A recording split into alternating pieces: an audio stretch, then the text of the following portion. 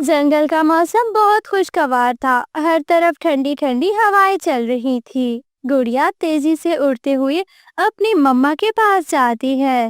मम्मा, मम्मा, मौसम बहुत अच्छा है। मेरा चावल की खिचड़ी खाने का बहुत मन कर रहा है। मम्मा, मुझे ले दो ना चावल की खिचड़ी। गुड़िया बेटी, किसी होटल से लेने जाऊंगी तो बहुत महंगी मिलेगी चावल की खिचड़ी। आपको पता है, आपकी नानों ने चावल उगाए थे पिछले साल। आपकी नानों के पास चावल होंगे। मम्मा, फिर हम नानों के घर कब जाएंगे? अरे बेटी गुड़िया, आपको नानों के घर नहीं लेकर जाऊंगी क्योंकि आप छोटी हो, ज्यादा देर उड़ नहीं सकती। आपको उठाकर मैं थक जाती हूँ। मम्मा, फिर मुझे चावल की खिचड़ी कैसे मिलेगी? मुझे लेकर दें चावल की खिचड़ी। गुड़िया, मैं अभी जाती हूँ आपके नानों वाले जंगल। शाम से पहले चावल लेकर आ जाऊंगी। रात में बना दूंगी आपको चावल की खिचड़ी। हाँ मम्मा, अब जल्दी जाओ और फिर शाम से पहले आ जाना। मुझे चावल की खिचड़ी खानी है। फिर रानो अपनी माँ वाले जंगल चली जाती है। रानो अपनी माँ के घर पहुँच जाती है। माँ जी, मेरी बेटी गुड़िया को चावल की खिचड़ी खानी है। आपने पिछले साल चावल की खेती की थी, क्या आपके पास थोड़े से चावल होंगे? हाँ बेटी, मेरे पास चावल रखे हैं। तुम गुड़िया को क्यों नहीं लेकर आई? बच्ची मुझसे मिल लेती, थोड़ी सी अपनी नानों से बातें कर लेती। अरे माँ जी, वो छोटी है, ज्यादा देर उड़ नहीं सकती और उसको उठाओ तो फिर मैं नहीं उड़ सकती। चलो ठीक है, अगली बारिशों के बाद मेरी गुड़िया जवान हो जाएगी, फिर लाना मेरी गुड़िया को। ये लो बेटा, ये लो चावल के दाने।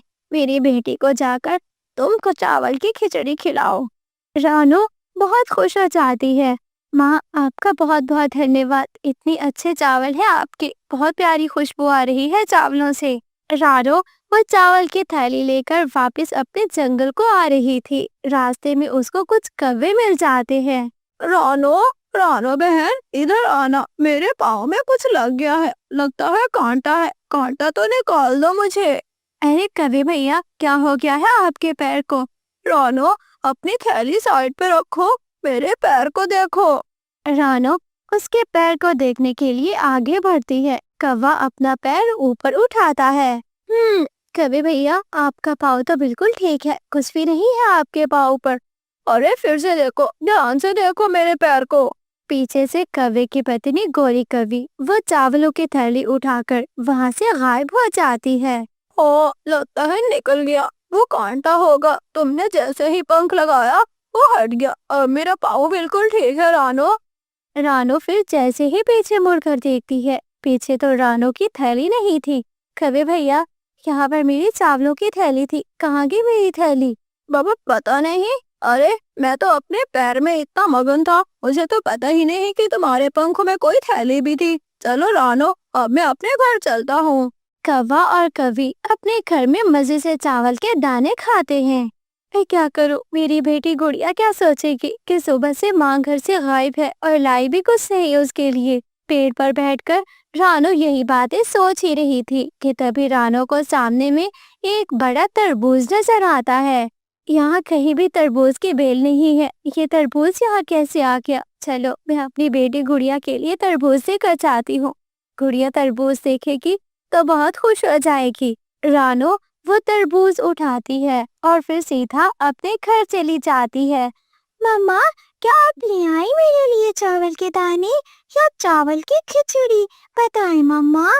गुड़िया बेटी, मैं आपकी नानों से चावल के दाने लेकर आई थी, मगर वो है ना दुष्ट कवि, उन्होंने रास्ते में मुझसे छीन लिया। रास्ते में मुझे ये तरबूज मिला है तुम्हारे लिए। बेटी गुड़िया, ये तरबूज काट कर खा लो तुम। मम्मा, इसका मतलब आज मुझे चावल की खिचड़ी नहीं मिलेगी? गुड़िया बेटी, मैं लाऊंगी आपके लिए खिचड़ी, कल होटल से लेकर दूंगी आपको। आप ये तरबूज तो खा लीजिए। गुड़िया जैसे ही तरबूज को काटती है, वो तरबूज तो अंदर से सोने का तरबूज निकलता है। मम्मा, मम्मा देखिए, सोने का तरबूज, ये तरबूज तो सोने का है। हाँ गुड़िया बेटी, ये तो सोने का है, ये तो सोनार को जाकर बेचूंगी, इससे हमारी हर जरूरत पूरी हो जाएगी। अम्मा, उन कौवों ने हमसे चावल के दाने छीने। देखो, हमारे पास ये सोने का तरबूज आ गया। उस सोने को बेचकर रानो बहुत अमीर हो जाती है। रानो एक विशाल पेड़ पर अपना पक्का घर भी बना लेती है और फिर रानो के पास बहुत सारा भोजन भी होता है। कालू जी, जब कुछ छीनना था तो कुछ अच्छा छीनते ना। देखो वो रानू कितनी अमीर हो गई, हमने उसे छीना भी तो क्या, एक पोटली चावल के दानों की। गोरी, उस समय उसके पास यही बड़ी दौलत थी, ना जाने उसके पास ये दौलत कहाँ से हाथ लग गई, मुझे खुद को समझ में नहीं आ रहा। फिर एक दिन रानो जा रही थी कि रास्ते में उसको गोरी कभी रोक लेती है। चिड़िया, मेरी सुंदर बहन चिड़िया, जरा आकर देखना, मेरी आंख में मच्छर पड़ गया है। गोरी, कभी तुम्हारे पति के पैर में कांटा पड़ता है, कभी आंख में मच्छर, हत्ता के दाग तुम्हारे किरदार में है। अगर तुम अपने किरदार को संवार लो तो ये सब नहीं होगा तुम लोगों के साथ। और हाँ, अब मैं पागल नहीं बनने वाली, हटो मेरे रास्ते से।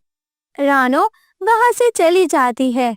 कौवा और कवि अपना एतमाद खो चुके थे, अब कोई भी उनकी बात पर एतबार नहीं करता था। रानो चिड़िया अपने घोंसले में बैठकर बहुत ज्यादा रो रही थी। रानो के पास हरियाली तोती आती है। रानो, मुझे सुनकर बहुत दुख हुआ, मुझे समझ नहीं आ रही कि तुम्हारे सामने अफसोस कैसे करूं। हरियाली, लगता है मेरा दिल फट जाएगा, मुझे जो खबर मिली है इस खबर से तो मैं उम्र भर रोती रहूंगी। रानो, अपना दिल हल्का मत करो, वो है ना तुम्हारी सहेली नीलो चिड़िया, जाओ उससे थोड़ी बातें कर लो, तुम्हारा दिल हल्का हो जाएगा। हरियाली, अब तो जीवन के बोझ इतने हो गए हैं, समझ नहीं आती कौन कौन सा बोझ उठाऊंगी। घर से हूँ, अंडे देने वाली हूँ, ना जाने आगे मेरे साथ क्या क्या होगा। तुम चिंता मत करो, तुम्हारा भाई है ना मिठू, मिठू तुम्हारी मदद जरूर करेगा। मेरी एक ही सहेली है नीलो, नीलो का जंगल हमसे बहुत दूर है, मैं नीलो के पास जाऊंगी तो तुम लोगों से टूट जाऊंगी, यहाँ रहूंगी तो अकेलेपन में मर जाऊंगी। देखो रानो, तुम्हें जहाँ अच्छा लगता है, जहाँ सुकून मिलता है, तुम वहाँ जाओ, तुम्हारी खुशी से बढ़ के हमारी और कोई खुशी नहीं। रानो चिड़िया बहुत तेज उड़ती है, वो इतना तेजी से उड़ रही थी कि जैसे वो जल्द ही नीलो के पास जाना चाहती है। वो नीलो के घोंसले में पहुँच जाती है और फिर झट से नीलो को गले से लगा लेती है। नीलो, मेरी प्यारी सहेली, तुम्हें क्या बताऊं, मेरे ऊपर कौन सी कयामत टूटी है। रानो सहेली, तुम चिंता न करो, मुझे पता चल गया है, अभी मेरे पास भी वो खबर आई है, देखो ऊपर वाले की यही मर्जी होगी। ऐसा क्यों नीलो? जब मैं छोटी थी तो मेरे माता पिता मर गए थे और जब मैं पत्नी बनी तो मेरा पति मर गया। बताओ, जब माँ बनूंगी तब कौन मरेगा? गलत बात है रानो, तुम ऐसी बातें क्यों सोच रही हो? मैं हूँ ना तुम्हारे साथ। तुम कब तक मेरा साथ दोगी, कब तक रहोगी मेरे साथ? ये अकेलापन तो मुझे अंदर ही अंदर से खाए जा रहा है। नीलो रानो चिड़िया को काफी ज्यादा हौसला देती है और फिर तभी उनके पास मीनू मौसी भी आ जाती है। अरे बेटा, बहुत दुख हुआ, अच्छा हुआ कि तू यहाँ पर आ गई है, यहाँ मैं भी तेरी देखभाल करूँगी और तुम्हारी सहेली नीलो भी। ऐसा समझो कि तुम अपनों में आ गई हो। पति के बाद तो मुझे कोई भी अपना नहीं लग रहा, ऐसा लगता है कि मुझे भी मर जाना चाहिए, मुझे भी जिंदा नहीं रहना चाहिए। अरे बेटा, तू अंडे देने लगी है, अगर अंडों में इतनी चिंता करेगी तो क्या बनेगा तुम्हारा? मीनू मौसी, अंडे देने लगी हूँ, नीलो का घोंसला भी टूटा फूटा है, सबसे पहले तो अपना पक्का घर बना लेना होगा, मौसम का भी कुछ पता नहीं चलता, फिर अंडे उठाकर कहाँ जाती रहूंगी। अरे बेटी, कुछ करते हैं, मैं भी तुम्हारी मदद करूंगी। माँ जी, आप तो बहुत ज्यादा ही बूढ़ी हैं, आप कैसे मदद करेगी? आप बस कौन कीजिए, हम खुद देख लेंगे। मीनू मौसी वहाँ से चली जाती है। रास्ते में मीनू मौसी को एक बात याद आती है और वो वहीं बैठ जाती है। अरे मैं भी कितनी भुलक्कड़ हूँ, अरे पुराने पेड़ पे एक घोंसला है, उसी घोंसले का पता दे देती हूँ, वहीं पर रह लेंगी ये, जब तक बच्चे बड़े नहीं हो जाते इनका अपना घर नहीं बन जाता। ये कहकर मीनू मौसी अपना दाना लेने के लिए चली जाती है। कोलू, कोलू पति जी, मैंने आज टीवी पे मौसम की खबरें देखी थी। और ही बताओ, हमारा पहले ही टूटा फूटा 2 साल पहले वाला घोंसला है, क्या बनेगा हमारा? कोलू, बनना क्या है, अपना घर बनाना है, और क्या करना है। अगर घर नहीं बनाएंगे तो फिर मारे मारे फिरते रहेंगे। ओरी, ये कैसी बातें कर रही हो, मुझसे ये लकड़ियाँ इकट्ठी नहीं होती, सूखी घास इकट्ठी करो, नरम घास इकट्ठी करो, कौन करेगा इतना काम? कोलू, एक आइडिया है मेरे पास, हमारे पड़ोस में जो भी अपना पक्का घर बनाएगा हम उससे घर छीन लेंगे, करना ही क्या है। हाँ गौरी, तुम बस घर की खोज करो, जैसे ही घर मिलता है हम वहीं पर रहने चले जाएंगे। गौरी कवि इधर उधर घर की खोज करना शुरू हो जाती है। जाते जाते गौरी को वो पुराने पेड़ पर पुराना घर नजर आता है। वाह वाह, इतना अच्छा घर, लगता है किसी जादुई परी ने बनाया होगा। ऐसा करती हूँ, पहले देख लेती हूँ घर में कोई है या नहीं। गौरी कवि घर के अंदर जाती है। हाय हाय, मजा आ गया। अरे वाह वाह, इतना बड़ा खुला घोंसला, मेरी तो किस्मत खुल गई। अभी जाकर अपने कालू को बताती हूँ, मेरा कालू बड़ा ही खुश होगा। तेजी से उड़ते हुए गौरी कवि अपने पति कालू के पास जाती है। कालू, कालू पति जी, लाई हूँ ना बड़ी खबर। पगली गौरी, खबर सुनाओगी तो पता चलेगा, बड़ी क्या छोटी। कालू पति जी, इतना मजा आएगा। मेरा सुंदर पति बारिशों के मौसम में पक्के घर में रहेंगे, वो भी इतना बड़ा है पक्का घर। 2 घोंसले आराम से आएंगे। गौरी, क्या सच बोल रही हो? कहाँ पर मिला तुमको ऐसा घोंसला? मेरा सुंदर पति, जाते जाते मुझे एक पुराने पेड़ पर पुराना घोंसला मिला। सुनते हैं कि उस घोंसले में एक मौसी रहती थी। मौसी को चील खा गई और घर खाली हो गया। अरे फिर तो बहुत अच्छा है। बरसात होने में अभी 2 दिन बाकी है। ऐसा करते हैं कि हम अभी 2 दिन यहीं गुजारते हैं, जैसे बारिश होगी उस घर में चले जाएंगे। शाम के समय मीनू मौसी भी रानो चिड़िया के पास आती है। मीनू मौसी, हमसे घर नहीं बनाया जा रहा, हमें कोई उपाय दीजिए, आपका तो अच्छा एक्सपीरियंस होगा। अरे बेटी, मैं जाती हूँ ना दूर दाना लेने के लिए। एक घर देखा है मैंने, खाली पड़ा है इतने अरसे से, तुम वहीं पर जाकर रह लो। अरे तुम्हारे बच्चे सुरक्षित रहेंगे बारिश के दिनों में। हाँ रानो, मीनू मौसी बिल्कुल ठीक कह रही है, वो घर मैंने भी देखा है, घर पक्का भी है और बड़ा भी है। अगर ऐसी बात है तो हम अभी चलते हैं उस घर में। पता नहीं किस समय मैं अंडे दे दूं, अंडे सुरक्षित जगह पर दूं, मैं यही चाहती हूँ। अरे बेटा, देर किस बात की है, चलो अभी घर दिखाकर तुम लोगों को वहीं छोड़ आती हूँ। मीनू मौसी रानो चिड़िया और नीलो चिड़िया को लेकर उस घर की ओर चली जाती है। वो तीनों उसी घर में पहुँच जाते हैं। अरे बेटा, यही घर है, अब रहो इस घर में, सुरक्षित है, छत भी अच्छी है, दीवारें भी पक्की हैं, तुम और तुम्हारे बच्चे सुकून से रहोगे। मीनू मौसी, आपका बहुत बहुत शुक्रिया। जिस तरह आपने मेरी समस्या हल की, इस तरह कोई भी ना करता। अरे मौसी भी कहती हो और आगे से ये भी बोलती हो, तुम धन्यवाद ना बोलो, बस खुश रहो अपनी जिंदगी में। ऐसा कहकर मीनू मौसी चली जाती है और फिर वो दोनों सहेलियाँ एक साथ खुशी से रह रही थी। 2 दिन गुजर जाते हैं और फिर 2 दिनों के बाद खूब बरसात होती है। गौरी, चलो चलो, जो पक्का घर देखकर आए थे वहाँ चलो, मेरे सारे पंख भीगते जा रहे हैं। कालूपति जी, इतने पंख भीग गए हैं, लगता है मैं तो उड़ भी नहीं सकूंगी।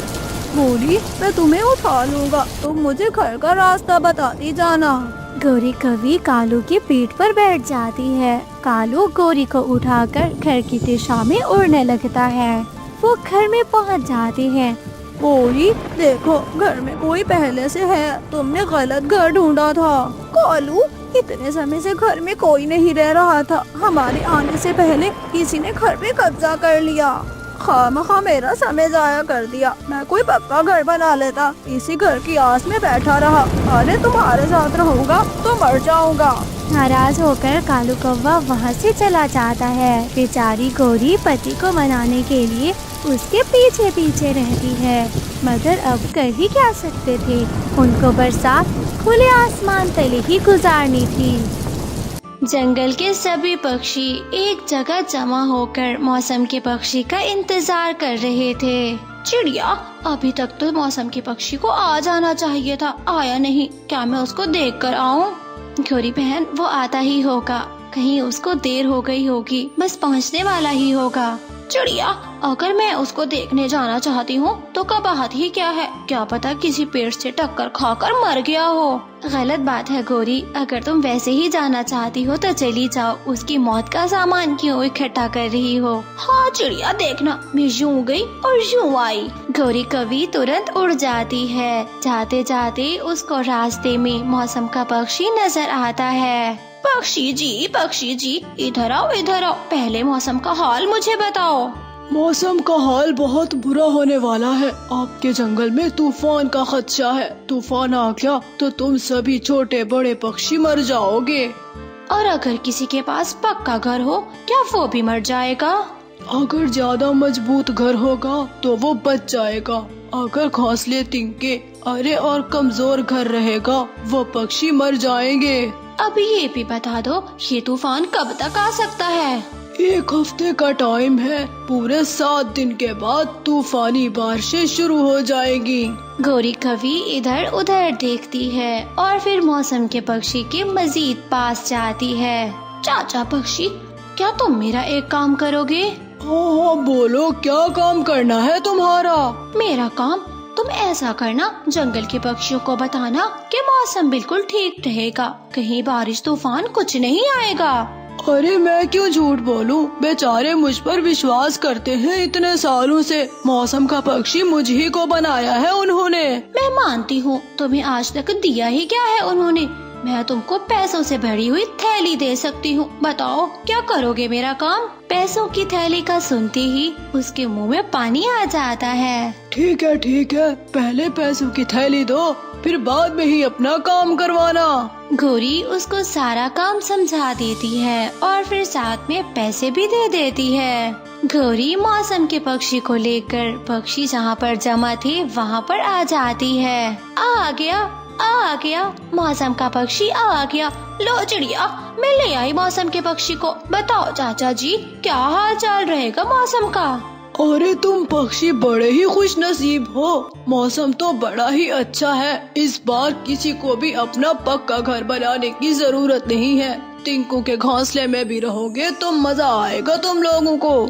ए ऊपर वाले, तुम्हारा लाख लाख शुक्र है। देखो कितना अच्छा मौसम होगा। मैं तो बहुत खुश हूँ। कुक्कू और गुड़िया भी बहुत खुश होंगे।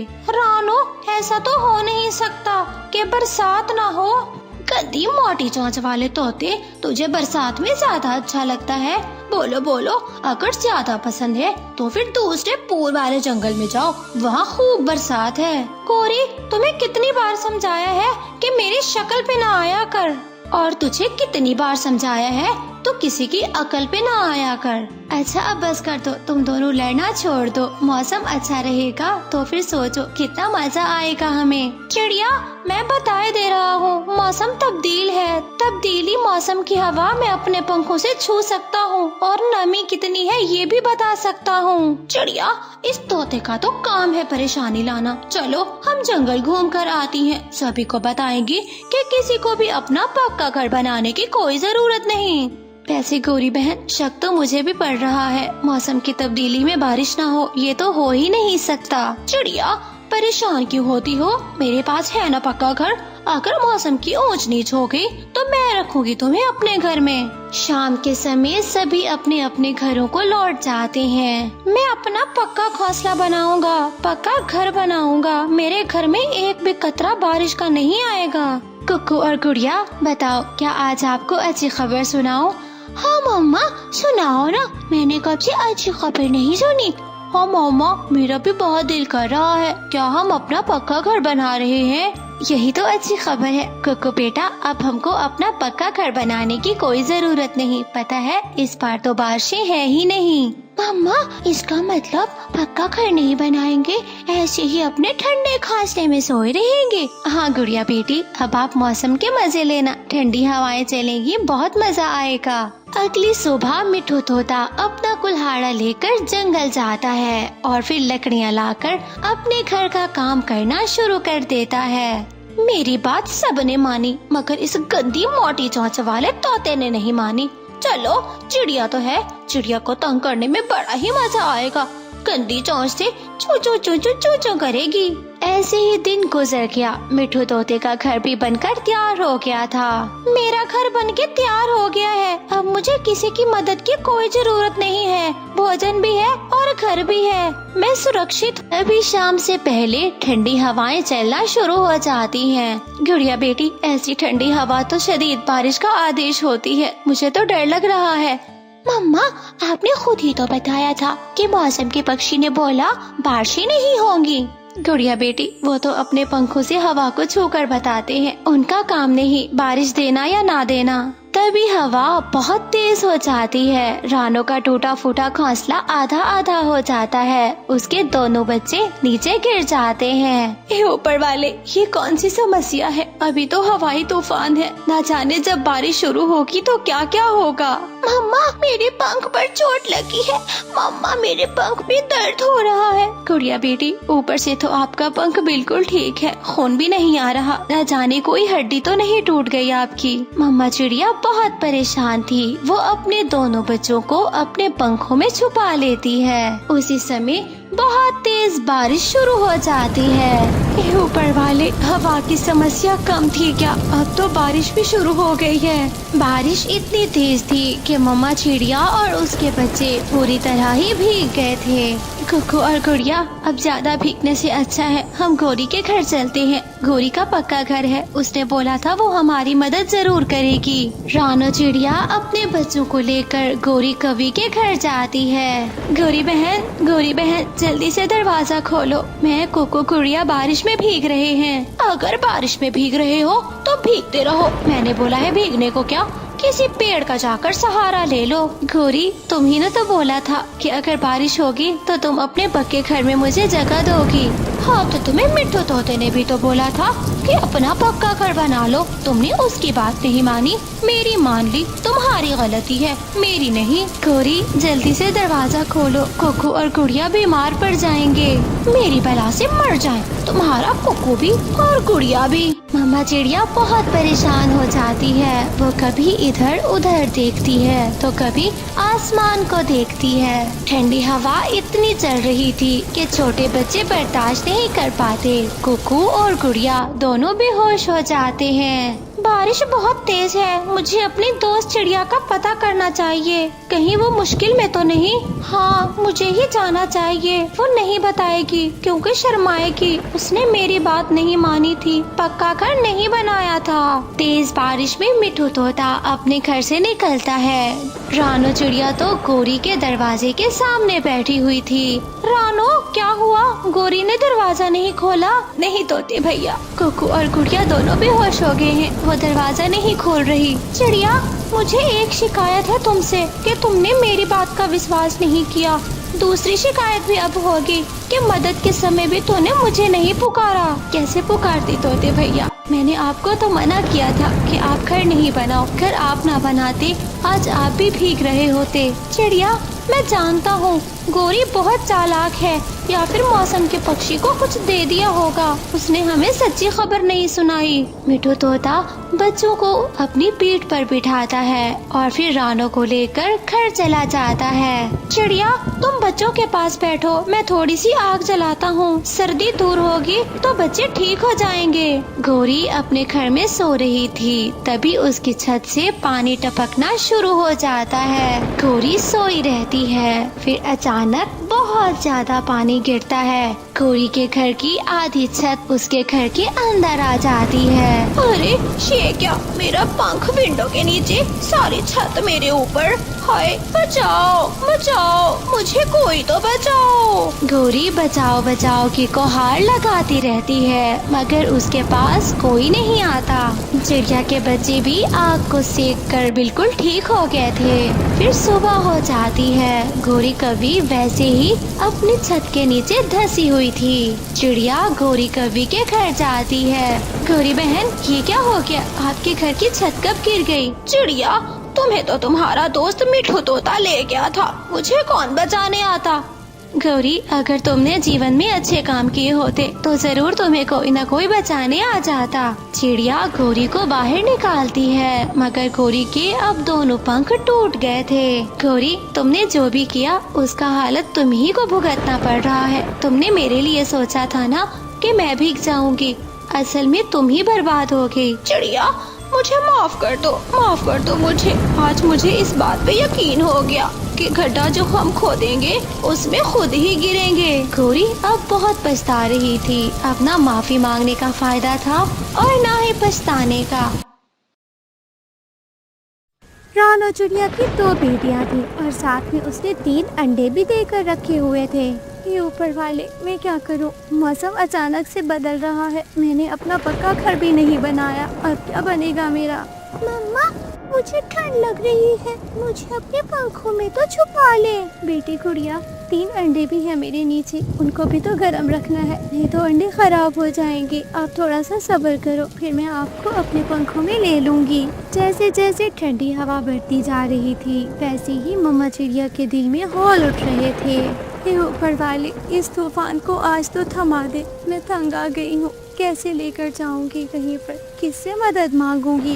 सभी पक्षियों ने अपना अपना पक्का घर बना लिया था। अगर पक्का घर नहीं था तो सिर्फ और सिर्फ रानो चिड़िया का नहीं था। गोरी, मुझे लगता है रानो ने इस बार भी घर नहीं बनाया। तोते, लगने की क्या बात है, वो तो मैडम बन के बैठी है घोंसले में, जैसे उसके लिए बना बनाया घर आसमान से उतरना हो। ये हमेशा ऐसे ही करती है। पिछली बारिश में 2 बेटियों को जन्म दे दिया और फिर इस बारिश के मौसम में 3 अंडे हैं इसके। हम इसको जगह नहीं देंगे। पिछली बारिश में मेरे घर में इतना सूसू किया इनकी बेटियों ने कि 3 महीने तक बू नहीं जाती थी। तोते, तुम्हारी हिम्मत है, कैसे रख लिया था इसको? अरे मुझे तो देखते ही पंखों में आग लग जाती है। मैं तो कभी ना रखूं इसको अपने घर में। मुझसे गलती हो गई थी गोरी, इस बार तो ऐसा कुछ नहीं होने दूंगा। अरे मैं तो इसको अपने घर की तरफ मुंह भी नहीं करने दूंगा। तोते, मेरी सुंदर भाई तोते, चलो ना उस छोटी चिड़िया से बातें करके आते हैं, देखते हैं क्या सोच कर बैठी है, क्योंकि शाम से पहले पहले बारिश आ जाएगी। गोरी, मुझे बहुत काम है, मैंने जाना भी है अपनी पत्नी को मायके से लेने के लिए। चलो चलो, नाराज क्यों होते हो, एक बार बात करके आते हैं। भिखोरी कवि और मिठू तोता रानो चिड़िया के पास जाते हैं। रानो, कैसी हो और तुमने अपना पक्का घर क्यों नहीं बनाया? तोते भैया, आप मेरी हालत अच्छे से जानती हो। 2 छोटी छोटी बेटियां हैं, घर बनाने लगूंगी तो इसको कोई शिकारी चील उठा कर ले जाएगी। अगर अंडे छोड़ूंगी तो इस कोई जैसे कोई काले कौवे आकर अंडे पी जाएंगे। गंदी छोटी चिड़िया, तुमने अपने अंडों को समझ के क्या रखा है? क्या हम कौवे तुम्हारे अंडे पिएंगे? ना ना, माफ करना, तुम्हारे जैसे गंदे चालाक अंडे हम नहीं पिएंगे। गोरी, चुप कर जा, तुमने मेरी बहन का अंडा पिछले साल पिया था, मुझे अच्छे से याद है। हाँ, तो हम ये कहने आए थे कि हमने अपना अपना पक्का घर बना लिया है, और अगर तुमको मदद चाहिए हो तो हमारे पास मत आना, यही बोलना था ना। लो, मैंने बात को कमल कर दी, अब तुम लोग जा सकते हो। रानो, अब तुम बदतमीजी कर रही हो। देखो तोते और गोरी, मैं आपसे मदद मांगने नहीं आई, मगर आप लोग पहले मुझे बातें सुनाने के लिए आ गए। मैं नहीं आऊंगी आप लोगों के पास, आप जाइए और आराम से रहिए। चलो गोरी, भलाई का तो जमाना ही नहीं है, हमने सोचा था इसके घर बनाने में मदद कर देंगे। हाँ हाँ तोते, मैंने तो लकड़ियाँ भी बचाई थी इस छोटी चिड़िया के लिए। अब मेरे ऊपर कोई एहसान लगाने की जरूरत नहीं है, मैं जानती हूँ तुम लोगों को अच्छे से। तोता और गोरी कवि वहाँ से चले जाते हैं। बेटी गुड़िया, आ जाओ, मेरे पंखों में छुप जाओ, और मैना को भी बुलाओ, वो कहाँ सो गई है। मम्मा, मुझे हैरानी हो रही है, मैना को इतनी ठंडी हवा में नींद कैसे आ रही है? मुझे तो बिल्कुल भी नहीं आ रही थी। बेटी गुड़िया, मैना अभी बहुत छोटी है, उसको सर्दी गर्मी का इतना पता नहीं चलता। शाम हो जाती है और फिर शाम के समय तेज तेज बारिश आना शुरू हो जाती है। कोलू, कोलू भतीजी, कितना मजा आ रहा है अपने इस पक्के वाले घर में। हाँ हाँ गोरी, शुक्र है बना लिया था, वरना इस तेज बारिश में किसी पेड़ की डाली तले बैठे होते। ना ना भतीजी, मैंने पिछले साल भी घर बनाया था और फिर इस साल भी बना लिया, बिना घर के मेरा गुजारा नहीं होता। मैं कोई छोटी रानो चिड़िया तो हूँ नहीं। वैसे गोरी, उसके 3 अंडे हैं, 2 बच्चे हैं, कहाँ जाएगी इतनी बारिश में? अरे घर हमारा बड़ा है, एक घोंसला रख देते हैं ना उसके लिए। कोलू, तुम जरा अपना घोंसला देना, यही खिड़की से बाहर फेंक देती हूँ, ज्यादा तुझे उसकी फिक्र हो रही है। अरे मैं तो मजाक कर रहा था, मैं देख रहा था कि तुम उसके लिए हमदर्द बनती हो या फिर नहीं। कोलू, मेरा मन कर रहा है जाकर उस छोटी चिड़िया को भीगता हुआ देखकर आती हूँ। मन तो मेरा भी कर रहा है, चलो चलो हम एक साथ चलते हैं। गोरी और कालू एक पेड़ के पीछे छुपकर रानो चिड़िया को देख रहे थे। ये भगवान, मेरा इतना क्या कसूर है। मेरे 3 अंडे, साथ में 2 छोटी छोटी बेटियां, मैं किसको कहाँ लेकर जाऊँ और कैसे उठाऊँ? इस तूफान को थमा दे, इस बारिश को थमा दे, मैं अपना जल्दी पक्का घर बना लूंगी। ना छोटी चिड़िया, अब ये बातें किसी काम की नहीं है। बारिश फुल है, तूफानी बारिश है, बहा के ले जाएगी। अरे हमारे जंगल की जान छूटेगी इस छोटी चिड़िया से। तभी हवा बहुत तेज होती है और तेज हवा में रानो का घोंसला और उसकी बेटियां अंडे समेत सभी नीचे गिर जाता है। हाय मैं मर गई, मेरी बेटियां और मेरे अंडे। रानो जल्दी से जाकर सबको उठा लेती है। मम्मा मम्मा, मुझे चोट लगी है। मम्मा आप कुछ करो ना, हम कब तक खुले आसमान के लिए बैठे रहेंगे? बेटी गुड़िया, किसी तरह आज अपनी मम्मा की मदद करो। लो, एक अंडा आप उठाओ, एक अंडा मैं ना आप उठाओ, एक अंडा मैं उठाती हूँ और तुम सब मेरी पेट पर आ जाओ। रानो अपनी दोनों बेटियों को अपने पेट पर बिठाकर वहाँ से चली जाती है। कालूपति जी, ये जाएगी दूसरे वाले जंगल में, वहाँ पर हर जगह से मदद मांगेगी। कोई दयालु पक्षी इसकी मदद कर लेगा। गोरी, हमारे होते ऐसा नहीं होगा, कोई पक्षी इसकी मदद नहीं करेगा। चलो इसका पीछा करते हैं। दूसरे जंगल जाकर रानो चिड़िया एक बुलबुल के पास जाती है। मेरी 2 छोटी बेटियां हैं, साथ में 3 अंडे भी हैं, क्या आपके घोंसले में जगह बनेगी? अरे रानो, हाँ, मेरा घोंसला बड़ा है, तुम परदेसी चिड़िया लगती हो, मैं जरूर तुम्हारी मदद करूँगी। पीछे से गोरी और कालू आ जाते हैं। ना बुलबुल बहन, इसकी मदद भूल कर भी नहीं करना। पिछले साल हमने इसकी मदद की थी। हाय हाय, इतना सूसू करती हैं इसकी बेटियां, मेरा पूरा घोंसला गंदा हो गया था। चिड़िया, ये तो गलत बात है, तुमने अपनी बेटियों को सूसू करना नहीं सिखाया, वो भी घोंसले में ही करती हैं। तुम जाओ, मेरे घर में कोई जगह नहीं। कबो, तुम बहुत ही दुष्ट हो, क्या मिलता है तुमको झूठ बोलकर? बुलबुल बहन, ऐसी कोई बात नहीं है, मेरा विश्वास करो। जाओ जाओ छोटी चिड़िया, अब आगे जाकर मदद मांगो, यहाँ तुम्हारी दाल गलने वाली नहीं है। जब तुम लोग ही पीछे हो, किसी का दरवाजा खटखटाने की क्या जरूरत है? तुम लोग हो ना मेरा काम बिगाड़ने के लिए। रानो फिर किसी से मदद मांगने नहीं जाती, बल्कि वो एक बड़े पेड़ के नीचे अपना घोंसला रख देती है। मेरी अंडे और मेरी बेटियां, ऊपर वाले ने चाहा तो यहाँ सुरक्षित रहेंगे। मम्मा, ये पेड़ काफी घना है, यहाँ पर ज्यादा बारिश का पानी नहीं आ रहा। हाँ बेटी गुड़िया, इसलिए तो मैंने ये रखा है। पास वाले पेड़ में आकर गोरी और कालू बैठ जाते हैं। गोरी, हमें अपना पक्का घर बनाने की क्या फायदा हुआ? कालू, फायदा हो या ना हो, मगर इस बारिश में इस छोटी चिड़िया को छत के अंदर जाने नहीं दूंगी। गोरी चलो, मेरे सारे पंख भीग गए हैं। अगर तुमको जाना है तो जाओ, मैं इस छोटी चिड़िया को ठिकाने लगा कर ही आऊंगी। गोरी, जितना तो मेरे बारे में सोचती हो, अगर अपने बारे में सोच लोगी तो जंगल की सबसे कामयाब पक्षी बन जाओगी। और जितना तुम अपने इन अंडों और छोटे बच्चों के बारे में सोचती हो, उतना अपने बारे में सोचोगी तो बड़ी कामयाब बन जाओगी। तभी आसमान से जोरों की बिजली कड़कती है और फिर बिजली गोरी और कालू पर आकर गिरती है। आग लगकर वो दोनों जल भूनकर वहीं पर खत्म हो जाते हैं। हे ऊपर वाले, तू तो इंसाफ करने वाला है ना, तुमने मेरे साथ बहुत अच्छा इंसाफ किया। गोरी और कालू ने मुझे तंग करके रखा हुआ था, अब मैं जिससे मदद मांगूंगी वो मेरी मदद भी करेगा। ऐसे गोरी और कालू को अपने बुरे किए की बुरी सजा मिलती है। रानो चिड़िया भी दूसरे पक्षी से मदद मांगती है। अपनी बेटियां और अपने अंडों को लेकर उसके घर चली जाती है। कालू कौवा सुबह ही सुबह अपने घर से निकल जाता था, क्योंकि उसकी एक कौवी से दोस्ती हो गई थी। कालू जी, अगर आप शादी के लिए जल्दी से हाँ नहीं करोगे, बारात नहीं लाओगे, तो मेरी मम्मी मेरी शादी किसी और जगह करवा देगी।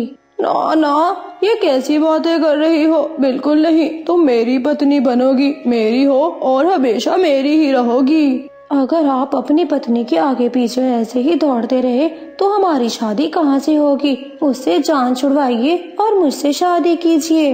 मेरी सुंदर कवि, तू परेशान क्यों होती है? कालू तुम्हारा है और तुम्हारा ही रहेगा। मैं जानती हूँ तुम मुझसे प्यार करते हो, मगर इस बात का ये भी मतलब नहीं कि तुम अपनी बीवी बच्चों के साथ भी खुश रहो। अरे मेरी बात तो सुनो, ऐसे नाराज क्यों हो रही हो? वो कवि वहाँ से उठकर चली जाती है। अरे अब तो मसला हो गया, नाराज हो गई मुझसे मेरी सुंदरी। अब इस गोरी कवि से जान छुड़वानी पड़ेगी। न जाने कौन सा गंदा समय था, मैंने उससे शादी कर ली और फिर अंडा भी हो गया। गोरी कवि घर में बैठकर अपने पति का इंतजार कर रही थी। मम्मा मम्मा, पापा कब आएंगे? मुझे बहुत भूख लग रही है। जग्गू बेटा, आज आने दो अपने पापा को, मैं पूछती हूँ उससे। हमें कुछ खाने पीने को देता नहीं, निकम्मा निखट्टू कालू कहीं का। मम्मा, क्या आपको पता नहीं था कि कौवे निकम्मे होते हैं? तो आपने क्यों की कौवे से शादी? जग्गू, मैं कौन सा चिड़ियाओं के परिवार से हूँ, मैं भी तो कवि हूँ। कवि हूँ तो कौवे से ही शादी करूँगी ना। तभी कालू कौवा भी अपने घर आ जाता है। कालू, तुम कुछ खाने को नहीं लाए? तुम्हें पता भी है हमारा जग्गू कितना भूखा है। क्यों, मैं लाऊंगा दाना क्या? मेरी जिम्मेदारी है, तू घर में बैठी रहेगी, दुल्हन थोड़ी ना है। उठ, अपने काम खुद किया कर।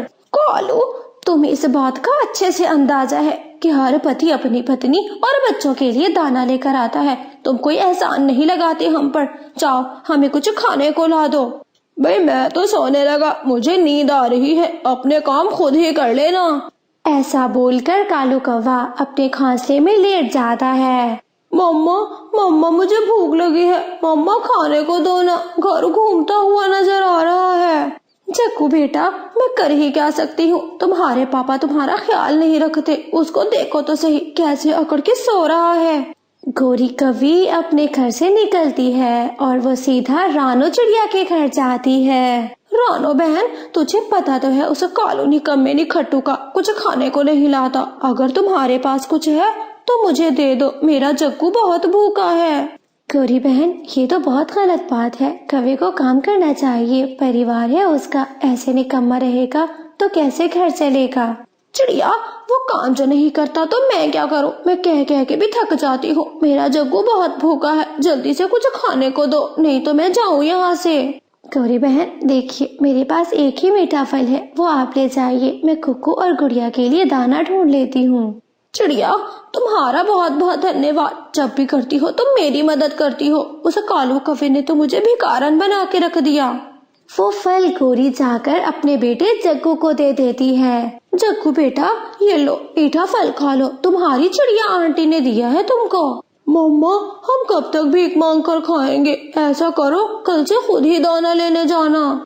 जग्गू, अगर आपको मैंने घर में अकेला छोड़ दिया, तुम्हें कोई ना कोई खा जाएगा। तुम्हारे लिए बैठी रहती हूँ घर में। ऐसे ही कुछ दिन और बीत गए। कालू कौवा खाली हाथ घर वापस आता था। अगर आज भी खाली हाथ जाऊंगा, अरे गोरी तो मार डालेगी मुझे। ऐसा करता हूँ कि मैं गोरी को ही मरवा देता हूँ। ये बोलकर कालू कौवा एक सांप के पास जाता है। नाग जी, मेरे करीब नहीं आना, मुझे डर लगता है, मेरी बात सुनो। बोलो बोलो, क्या मदद कर सकता हूँ मैं तुम्हारी? अरे वो है ना मेरी पत्नी गोरी, उसी को तुम खा जाओ, वो मुझे तंग करती रहती है। वो तंग करती है या फिर उसको तुम तंग करते हो? नहीं नहीं, मैं क्यों उसको तंग करूँगा, मुझे तो वो ही तंग करती है। मेरी उससे जान छुड़वा दो। ठीक है, नाग बाबा तुम्हारी बात जरूर मानेगा, तुम्हारी पत्नी को भी देखेगा और तुम्हें भी। जिसका कसूर हुआ उसी को मारेगा। क्या तुमको मंजूर है? हाँ हाँ, क्यों नहीं, जब कसूर भी उसका है तो फिर मुझे को ही मार पड़ेगी ना। जाइए जाइए, देख लीजिए। कालू कौवा अपनी उस गर्लफ्रेंड के पास दोबारा चला जाता है। वो भोला नाग गोरी के घर आता है। तुम अपने पति से लड़ती हो क्या? नाग जी, मैं क्यों लड़ूंगी अपने पति से? वो है ना मेरा पति, ना मुझे दाना ला कर देता है और ना ही भोजन। देखो, मेरा छोटा सा बच्चा है, सारा सारा दिन भूखा फिरता रहता है। अपने बच्चे को कहो कि मुझे सारी बात बताए। जग्गू बेटा, डरना नहीं है, ये हमारे जंगल के नाग जी हैं, ये अच्छा फैसला करेंगे। इनको बताओ तुम्हारे पापा क्या क्या करते हैं। जग्गू उस नाग को सारी कहानी बता देता है। अच्छा, तो ये बात है, अब मैं इस कालू को छोड़ूंगा नहीं। वो नाग कालू को ढूंढने के लिए निकल पड़ता है। कालू अपनी गर्लफ्रेंड के साथ बैठा हुआ था और नाग भी वहीं पर पहुंच जाता है। देखो, आज मैंने उसका काम मुकम्मल कर दिया। नाग जी को बोला कि मेरी पत्नी को खा जाओ। कालू जी, क्या तुम वाकई में सच कह रहे हो? हाँ हाँ, उसको खा जाएगा नाग। अरे छोड़ेगा नहीं, देखना। अरे मर जाएगी, उसका कोई पंख तक नहीं मिलेगा। तो ये बात है कालू, अब तू अपनी खैर मना। वो नाग कालो कौवे को डस लेता है। जैसे ही नाग को देखती है तो उसकी कौवी वहाँ से भाग जाती है।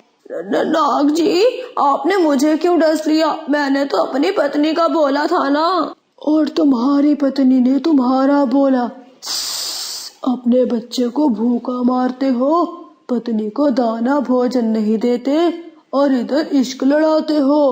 अरे तुम्हें मर जाना चाहिए। उस जहर के कारण उसी समय ही कालू कौवे की मौत हो जाती है। चक्कू बेटा, जैसे भी थे तुम्हारे पापा थे, तुम अपने पापा को गलत नहीं समझना, मगर हाँ, वो मेरे लिए अच्छे पति साबित नहीं हुए। मुझे मारना चाहते थे और दूसरी शादी करना चाहते थे। मैं जानता हूँ मम्मा, मैं कभी अपने पापा को बुरा नहीं कहूँगा, मगर अपने पापा जैसा बनूंगा भी नहीं। शाबाश मेरे बेटे चक्कू, शाबाश। ऐसे ही रहना, अपनी मम्मा का ख्याल। रानू चिड़िया और उसका पति दोनों बहुत ज्यादा गरीब थे। रानू का पति सारा सारा दिन मेहनत करता था, मगर उसको बदले में बहुत कम पैसे मिलते थे। पति जी, आप ये 2 रुपए लेकर आ गए। आप देखिए तो सही, हमारा घर भी बनेगा, अंडा भी है हमारा, कल को बच्चा निकलेगा, घर कैसे बनाएंगे हम लोग और उसके खर्चे कैसे पूरे होंगे? रानो, मैं क्या करूं? मैं तो सारा सारा दिन मेहनत करता हूँ। अगर मुझे कम पैसे मिलते हैं तो इसमें मेरा क्या कसूर है? तो आप भी अपनी मेहनत के पूरे पैसे मांग लिया करें। आप क्यों चुप कर जाते हैं? रानो, जंगल के सभी पक्षी अमीर हैं और हम गरीब। गरीबों पे सबका हक होता है और अमीरों का सिर्फ उन्हीं पर ही हक होता है। ये ऊपर वाले, ये कैसी बात डाल दिया आपने? मैं तो थक गई हूँ इस चीज से। मेरा पति सारा दिन मेहनत करे मगर फिर भी उसको कुछ ना मिले। रानो बहुत उदास रहने लगी थी और फिर रानो का पति अपने काम के लिए चला जाता है। हरियाली, हमारे घर की छत बहुत कमजोर है। बारिशों का मौसम शुरू होने वाला है। ऐसा करता हूँ, टुन्नू को बुलाता हूँ, वो सारी छत ठीक कर देगा। मिठू जी, टुन्नू से ज्यादा अच्छा मजदूर तो सुंदर चिड़ा है, आप उसी को बुला लीजिए। हरियाली, तुम्हें पता है वो सुंदर चिड़ा पूरी मजदूरी लेगा 10 रुपए और इस टुन्नू को 2 रुपए दे के फारिग कर देंगे। हाँ मिठू जी, ये बात तो बिल्कुल ठीक है, ऐसा ही करते हैं। मिठू तोता रानो के घर जाता है। रानो, रानो बहन, तुम्हारा पति कहाँ है? क्या हुआ तोते भैया, सब ठीक तो है? आप जल्दी में लग रहे हैं। हाँ रानो, मेरे घर की छत खराब है, छत मरम्मत कर देता वो मुझे। तोते भैया, वो आज तो काम पे चले गए हैं, कल जाने से पहले उनको बता दूंगी तो वो कल आपकी छत मरम्मत कर देंगे। हाँ रानो, मजदूरी दूंगा, ऐसे मुफ्त में काम नहीं करवाऊंगा टुन्नू को, टुन्नू भाई है अपना। तोते भैया, आपका बहुत बहुत धन्यवाद, वरना सभी टुन्नू को ऐसे ले जाते हैं, कोई मजदूरी नहीं देते। मिट्ठू तोता वहाँ से चला जाता है और फिर रानो बहुत खुश हो जाती है। मिट्टू भैया बहुत अच्छे हैं, अच्छी मजदूरी देंगे, टुन्नू को अच्छे पैसे मिलेंगे, पक्का घर भी बनेगा और पक्का घोंसला भी। मेरा बच्चा निकलेगा तो उसके लिए मीठा फल भी आएगा। अब तो जैसे रानो की चिंता खत्म ही हो गई हो। रानो का पति कबूतर के यहाँ मजदूरी कर रहा था। कबूतर भाई, देखो तुम्हारी छत ठीक है ना? हाँ हाँ बिल्कुल ठीक है, लेकिन वहाँ से घास कम लगाई है, थोड़ी ज्यादा लगाओ। वो सारा दिन काम करता है। शाम के समय आते हुए वो कबूतर से कहता है, कबूतर दोस्त, मुझे मेरी मजदूरी दो और मैं अपने घर जाऊं। पागल हो गए हो क्या? कौन सी मजदूरी? अरे तुम्हें मजदूरी देनी थी तो कोई और ना बुला लेता मैं। क्या मकसद है तुम्हारी इस बात का कि तुम कोई और बुला लेते? देखो, तुमने मुझे बुलाया है, तुम मुझे मजदूरी भी दोगे। चलो चलो, हम तुम्हें कोई मजदूरी नहीं देंगे। अगर मजदूरी ही देनी होती तो अच्छा वाला मजदूर बुलाते, तुम जैसा अनपढ़ तो ना बुलाते। टुन्नू अपने हक के लिए लड़ने के लिए जैसे ही आगे बढ़ता है, लूसी कबूतरी और कबूतर जोर जोर से उसको डंडे से मारना शुरू कर देते हैं। वो टुन्नू को इतना मारते हैं कि वो बेचारा अपनी जान के लाले में आकर वहां से निकल जाता है। रानो अपने घर के बाहर बैठकर अपने पति का इंतजार कर रही थी। पति जी, क्या हुआ? आप इतने ज्यादा परेशान क्यों लग रहे हैं और आपके पंख क्यों उलझे हुए हैं? रानो, कहता हूँ ना कि मुझे अपना हक मांगने पर मजबूर मत किया करो। तुम्हारी वजह से आज मैंने पैसे मांग लिए। उन्होंने मुझे इतना मारा कि मेरी जान भी जाने लगी थी। ये कैसी बातें कर रहे हैं आप? किसने मारा है आपको? और हाँ, आपने मजदूरी मांगी थी, उनसे कोई खर्चा नहीं मांगा था। रानो, जहाँ पैसे मांगने होंगे मैं तुम्हें ले जाऊंगा, तुम खुद ही मांग कर देख लेना। मैंने मांग कर देख लिया, जो मुझे मिला वही काफी है। रानो का पति रानो से नाराज हो जाता है और फिर अपने घोंसले में सो जाता है। न जाने हमारे साथ क्या हो रहा है, हमारे हालात ठीक क्यों नहीं हो रहे। अगली सुबह हो जाती है। रानो खुशी खुशी उठती है। पति जी, आपको पता है आपके लिए नई मजदूरी आई है। मिठू तोते ने बुलाया है घर की मरम्मत के लिए। हाँ, वो भी मुफ्त में ले जाएगा ना मुझे? कौन से पैसे दे देगा? अरे नहीं पति जी, वो बोल कर गया है कि वो आपको पैसे भी देगा, मजदूरी वो भी अच्छे वाली। चलिए जाइए, सुबह ही सुबह काम को लग जाइए। रानो अपने पति को मिठू तोते के घर भेज देती है। चलो टुन्नू, मेरी छत बहुत कमजोर है, मेरे बच्चे निकलने वाले हैं अंडों से। ऐसा करो, मुझे अच्छी सी छत मरम्मत कर दो। टुन्नू सारा दिन काम करता है और फिर छत को बहुत खूबसूरत बना देता है। टुन्नू, तुमने दिल लगाकर काम किया, मुझे खुश कर दिया। लो, ये 2 रुपए तुम्हारी मजदूरी। 2 रुपए का नाम सुनते ही टुन्नू पर तो जैसे एक बहुत बड़ा तूफान गिर गया हो। ये 2 रुपए? क्या मैं सुबह से लेकर शाम तक 2 रुपए के लिए काम करता रहा? तो और क्या, तुम सोने की देग लेने के लिए ठहरे थे। जाओ जाओ, ज्यादा दिमाग खराब मत करो हमारा। बेचारा टुन्नू 2 रुपए लेकर वहां से चला जाता है। घर जाकर वो मुंह लटकाए बैठा था। अरे पति जी, बताइए तो सही, कितने पैसे लेकर आए हैं आप? तो टुन्नू चुप करके 2 रुपए आगे कर देता है। क्या मतलब है इस बात का? उस तोते ने भी आपको लूट लिया? 2 रुपए दिए उसने आपको? हाँ, तुमने बोला था कि अच्छी मजदूरी मिलेगी। तुम्हारी नजर में यही अच्छी मजदूरी है क्या? लो, तुम ही रख लो, मुझे ये मजदूरी नहीं चाहिए। थका हारा निराश होकर रानो का पति सो जाता है। गुस्से में रानो मिट्ठू तोते के घर जाती है। तोते तोते, बाहर निकलो, तुमने भी हमें लूट लिया। इसका मतलब जो भी उठेगा वो हमें ही लूटेगा। मिट्ठू तोता और हरियाली तोती घर से बाहर आते हैं। रानो, 2 रुपए दिए हैं, 2 रुपए कम है क्या? हाँ, बहुत कम है ये 2 रुपए। अपनी छत खुद मरम्मत करो, तुम्हें 2 रुपए मैं दूंगी। ऐसा बोलकर रानो उनके घर को आग लगा देती है। अरे रानो, पागल हो गई हो क्या? मेरा घर इस तरह बर्बाद करके जा रही हो? रानो चुप करके वहां से चली जाती है। रास्ते में रानो को एक जगह चमकती हुई चीज दिखाई देती है। अरे वो क्या है, जाकर देखती हूँ। लगता है कोई कीमती चीज है जो कि इतना ज्यादा चमक रही है। रानो जाती है तो आगे सोने के सिक्कों की थैली पड़ी हुई थी।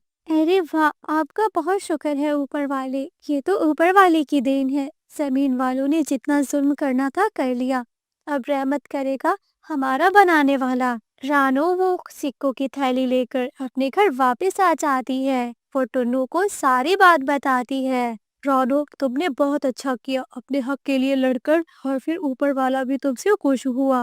वो सोने के सिक्के बेचकर वो अपना नया विशाल पक्का घर बना लेते हैं और जंगल में सबसे अमीर रानो और उसका पति थे।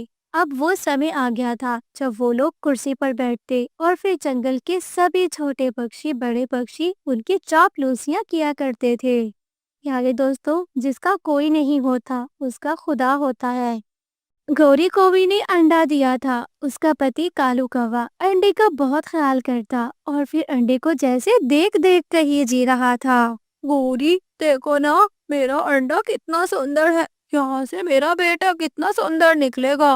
कालू, लाजमी थोड़ी ना है कि इस अंडे में से बेटा निकले, इस अंडे में से बेटी भी तो निकल सकती है। ना ना गौरी, मुझे अपना सहारा चाहिए, मेरा बेटा जो चोरी करने में मेरी मदद कर सके। बेटी को कहाँ कहाँ लेता फिरूंगा चोरी के लिए। कालू, मैं पहले बता दे रही हूँ, बेटा हो या बेटी, कोई भी चोरी नहीं करेगा तुम्हारी तरह। और हाँ, वो मेहनत का दाना कमा कर खाएंगे। तो क्या चोरी करने में मेहनत नहीं लगती? मैं सारी सारी रात जागता हूँ, सभी सो जाते हैं। तभी लाता हूँ कुछ खाने के लिए। तू है कि मेरी मेहनत को कुछ समझती ही नहीं। ऐसे ही कुछ दिन बीत गए। फिर एक दिन कालू कौवा बुलबुल डॉक्टर को बुला कर लाता है। बुलबुल डॉक्टर, देखो अंडे में बेटा है कि बेटी? कालू, मैंने अंडे को अच्छे से चेक कर लिया है। अंडे में से तुम्हारी सुंदर सी बेटी है। तुम अपनी बेटी का बहुत ख्याल रखना। बुलबुल डॉक्टर, ये तुम क्या बोल रही हो? अंडे में से मेरी बेटी है? ऐसा नहीं हो सकता। कालू के घर में बेटी नहीं बल्कि बेटा आएगा। कालू, मैंने बोला था ना, अंडे में से मेरी बेटी निकलेगी। अरे देखना, मेरी बेटी इतनी सुंदर होगी, आते ही रिश्तों की लाइनें लग जाएंगी उसके लिए। भाड़ में जाओ तुम और तुम्हारी बेटी। गुस्से में कालू कौवा अंडा उठाकर वहां से चला जाता है। अंडे को लिए वो नदी किनारे पर जाता है। अभी इस अंडे को मैं बहा दूंगा नदी में। अरे जाए जाए, ये अंडा पीछे ही पड़ गया है मेरे।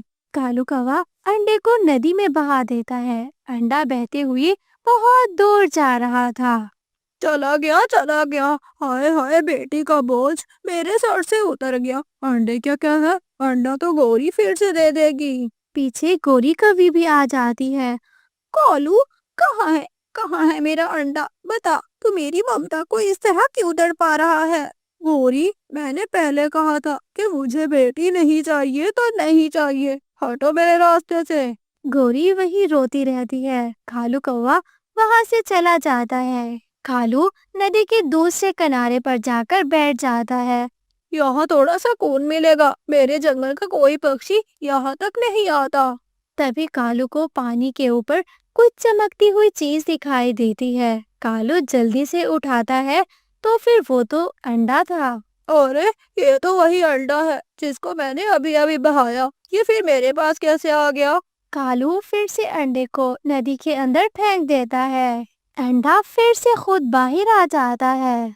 अरे, अंडा हो या फिर कोई जादुई चीज, मेरे तो पीछे ही पड़ गई हो तुम। कालू कौवा जैसे ही उड़ने के लिए पंख फैलाता है, वो अंडा जल्दी से छलांग लगाकर कालू की पीठ पर जाकर बैठ जाता है। कालू वहां से उड़ जाता है। उसको पता भी नहीं था कि उसकी पीठ पर उसका अंडा भी है।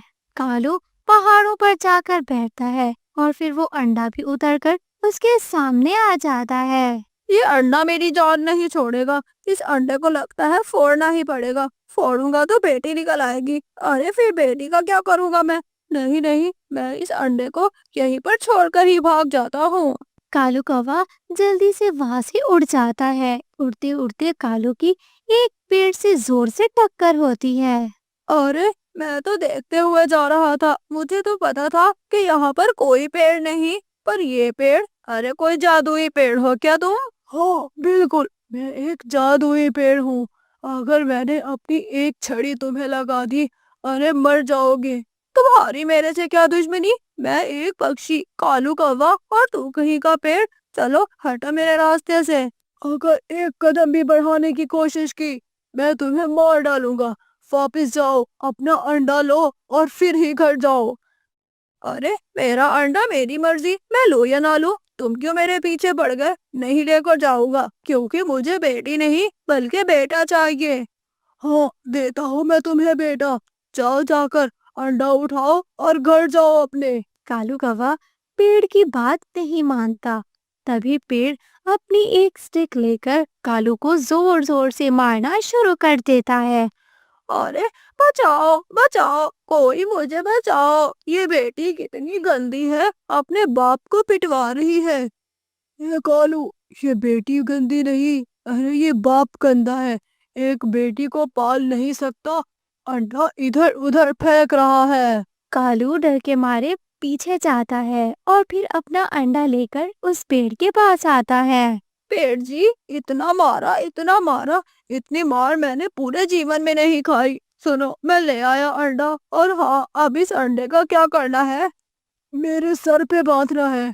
अरे तुम्हारा अंडा तुम्हारा बच्चा, जाओ अपने परिवार की रक्षा करो।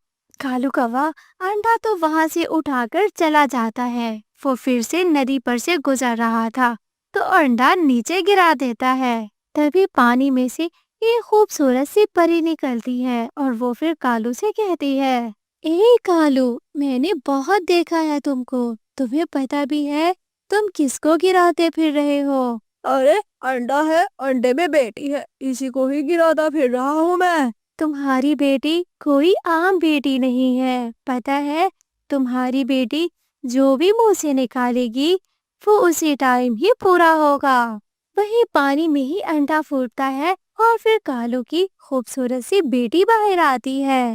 मीठा फल, मुझे मीठा फल खाना है। तभी उसके सामने मीठा फल आ जाता है। तुम देख रहे हो ना, ये तुम्हारी बेटी कोई आम बेटी नहीं, मगर इसको उछाल उछाल कर अब तुम इसके बाप नहीं रहे। ना ना, ये कैसी बातें कर रही हो? आओ आओ मेरी बेटी, अपने पापा के पास आओ। वहीं पर गोरी कौवी भी आ जाती है। परी जी, परी जी, आप यहाँ पे क्या कर रही हो? कालू, कालू तुमने कुछ गलत कर दिया क्या? तुम्हारा पति तुम्हारी बेटी को जगह जगह पर गिराता फिर रहा है, तुम मना क्यों नहीं करती? परी जी, मैंने बहुत रोका मगर ये मेरी बात नहीं सुनता, इसको बेटा चाहिए। हाँ, ना इसको अब बेटा मिलेगा और ना ही बेटी मिलेगी। ये तुम्हारी बेटी एक जादुई कवि की तरह है, ये जो भी मुंह से निकालेगी इसकी वो बात पूरी होगी। परी जी, क्या आप सच कह रही हो? हाँ, और ये जालिम बाप उसके साथ नहीं रहेगा अब। गौरी अपनी बेटी को खुशी खुशी घर ले जाती है। कालू कौवा कभी इधर मारा मारा फिरता तो कभी उधर। वो घर नहीं जा सकता था क्योंकि परी उसको बता चुकी थी वो घर जाएगा तो वहीं मर जाएगा। कालू बूढ़ा होकर भी एक पेड़ के नीचे भूखा पड़ा, वहीं से सकते मर जाता है।